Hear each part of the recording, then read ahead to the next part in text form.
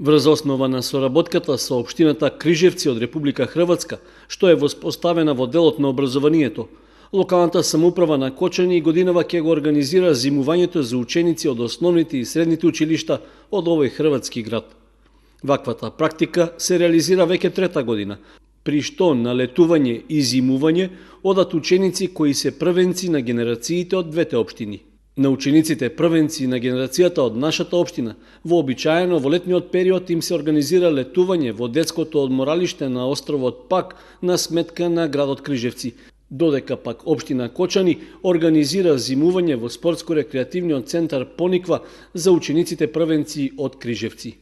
Целта на ваквата соработка, освен размена на знаење и запознавање со традициите и културите помеѓу учениците, е и промоција на рекреативниот центар Пониква и зголемување на бројот на посетители од соседните држави. Со тоа се промовираат можностите што ги нуди општината за искористување на природните потенцијали за развој на туризмот.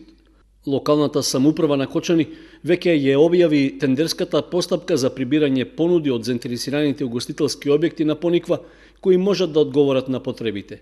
За таа цел обезбеден и буџет од 90.000 денари, но изборот на давателот на услугата ќе се направи според најниската понудена цена.